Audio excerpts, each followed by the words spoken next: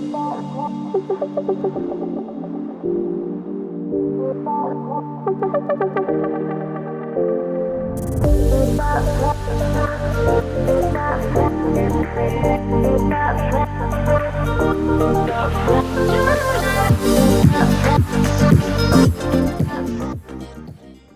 let's get stuck right in. As you can see, these are the component parts that I'm going to be using on this how-to session.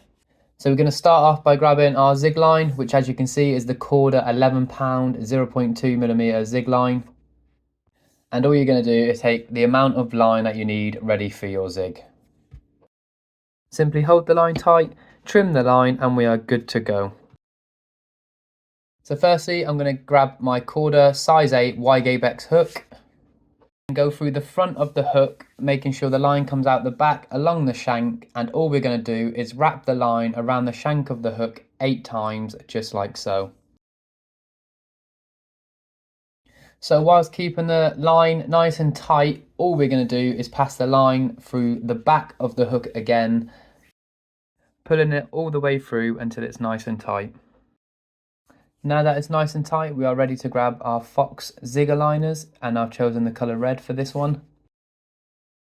We are simply going to pass the line through the zig aligner from the top and out the bottom. Simply slide the zig aligner down the line to where the hook is. Once you get to the hook, gently push it on and trim the line. We are ready to grab our chosen foam, which is the black zig aligner foam.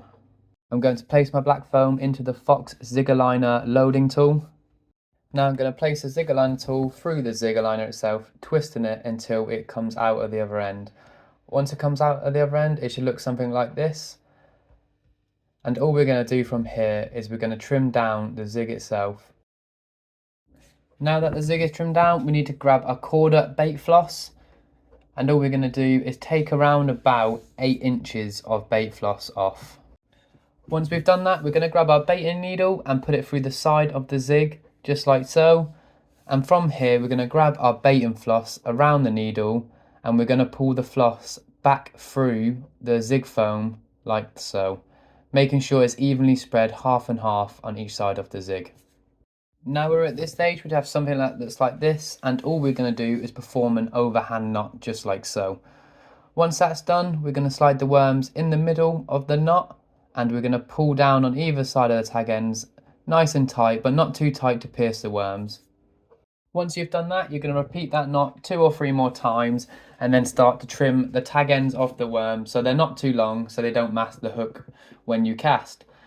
Once we've trimmed down the tag ends of the worms, we're just going to trim down the Corda bait floss itself so it all sits nice and neat like so. And you should have something that looks a little bit like this. So now we're going to grab a normal sewing needle, and all we're going to do is floss the maggots onto the sewing needle, being careful not to pierce them or puncture them as we put them on.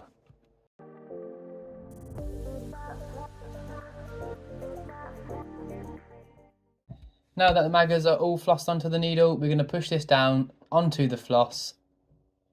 Once we've pushed it onto the floss, we're going to push it down to where the zig is at, and then we're going to grab both tag ends like so, and we're going to perform an overhand knot.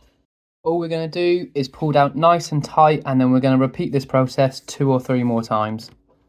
Now simply grab the floss and trim away the tag ends, and you should be left with something that looks a little bit like this.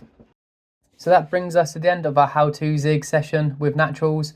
Now don't forget, prepare your zigs, and when you're on the bank, you will catch more fish.